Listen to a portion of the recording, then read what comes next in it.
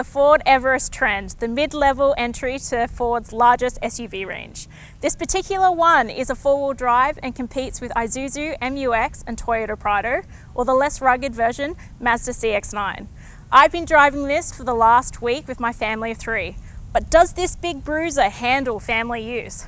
Stay watching to find out. This video will be split into chapters.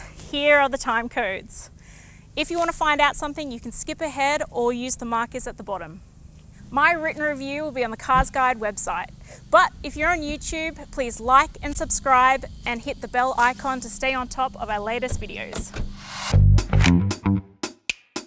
This is a big car, and you can pick this monster up for around $62,000. Some of the features of this car are the built-in sat-nav and 7 seats, because some of the other models only come with 5.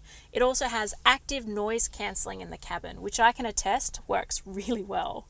It has keyless entry as well as this terrain management system, which is operated by this dial here, so you can choose which terrain you're on.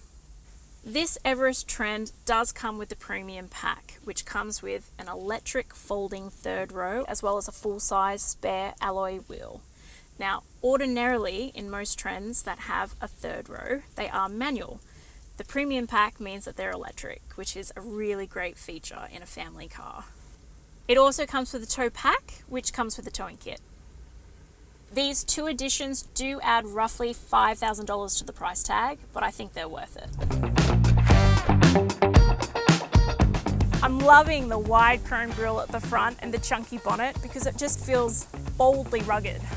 What adds to that are these big 18-inch alloy wheels and these side steps, which, let's be honest, someone like me needs to get into the car.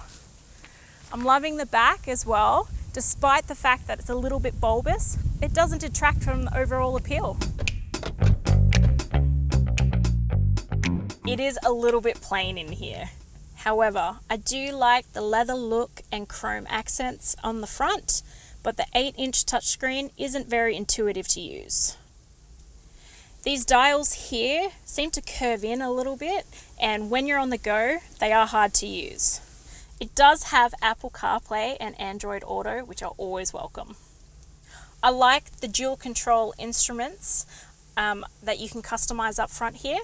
I have the compass and the fuel efficiency gauge on mine, which I like.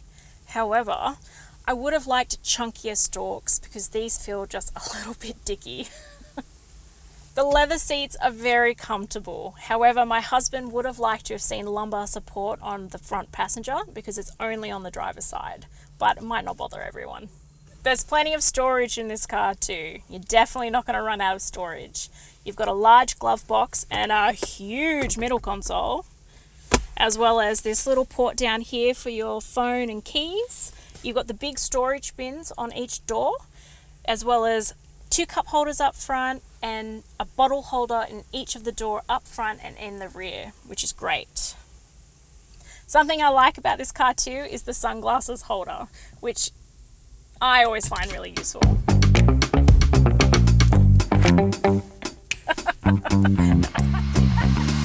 It's large back here. You've got ample legroom, and while it is quite a lean, skinny car to look at initially, I think you could comfortably fit 3 adults in here side by side. You have 2 ISOFIX points in here and 3 top tethers in this back seat. I think with the right car seats, you could fit 3 side by side. For storage in the rear, you do have the bins in each door as well as the cup holders. You've got this middle armrest with 2 dedicated cup holders, as well as the map pocket storage in the back of the seats. What I like too is that you've got the ceiling fans in the roof here for passenger comfort, and that's operated by this fan dial here.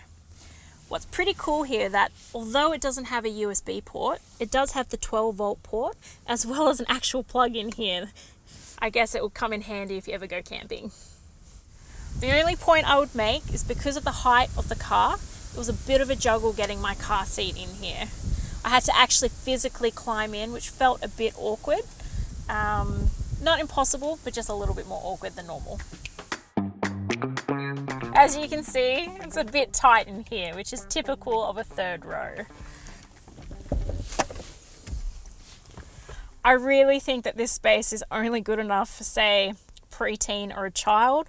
I don't think an adult will want to be in here for a very long time. It does have 2 top tethers, which means that you can technically get a car seat back here. I don't know if you would want to climb over the second row to be able to do that though. I do like the third row has the air vents in the back. Sometimes they're forgotten on the third row. And I also like that it has these little cute cup holders on the side too. The boot space is impressive on this vehicle. Even with the third row up, you get 249 litres worth of space. However, put the third row down and that jumps up to 876 litres worth of space. Perfect for jumbo prams and luggage alike. When the second row is down, you have 1,796 litres worth of space, which is fantastic for hauling serious cargo. What I like too is that when they are all down, it's flat, so you actually get a proper flat cargo bay. And if you're not in a hurry, the powered tailgate is a must-have for a family vehicle.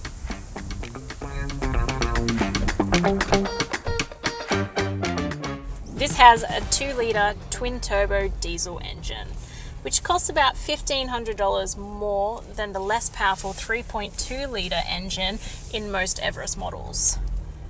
I do think it's money well spent though. Now, you're not going to be zipping around town in this car.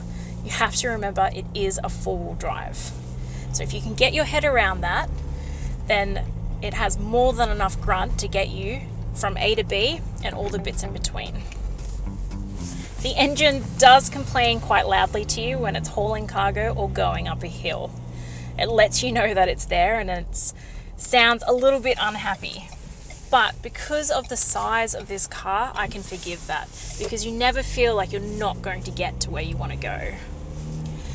The ride is high and tall, so when you're heading into bends and curves, do remember that because there is a bit of roll.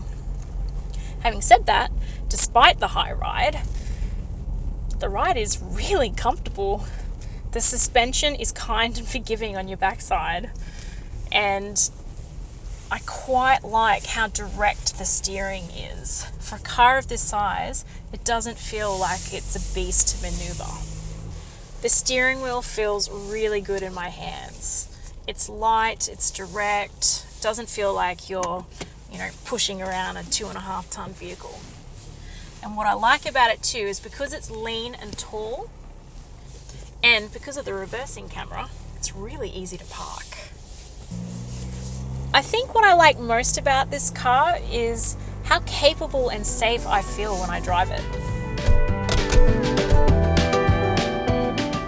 The official combined fuel efficiency for this car is 7 litres per 100 Ks. My best fuel efficiency, based on going on country roads, city and highway, I managed to achieve 8.2. Now that is a little bit off from the official figure, but really good for an SUV of this size. This car has 7 airbags fitted. You have the driver and front passenger, you have side airbags and driver knee airbags, as well as a curtain airbag that covers the third row. This car has a maximum 5-star ANCAP safety rating, but it was tested all the way back in 2015, and standards have changed significantly since then. It does have an impressive lineup of safety features, which I really liked. Adaptive cruise control with forward collision alert, front AEB with pedestrian detection, lane departure warning and lane keeping aid, and hill descent and launch assist, plus a reversing camera and front and rear parking sensors, and that's just a few of them. These safety features have definitely been well thought out with families in mind. The Everest comes with 5-year unlimited K warranty, which seems pretty standard for the class. And service intervals are every 12 months or 15,000 kilometres, whichever comes first. Cap price servicing is at $299 per service, which is very competitive for 4-wheel drives.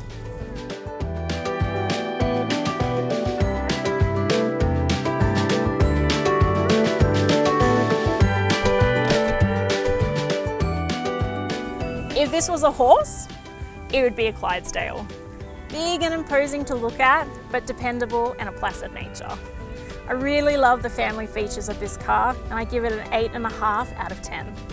My 5-year-old loved that it felt like he was climbing into a truck, and he gives it a 9 out of 10 for pure fun factor. For more details on this car, go check out my written review on the CarsGuide site and hit subscribe to keep on top of our latest videos.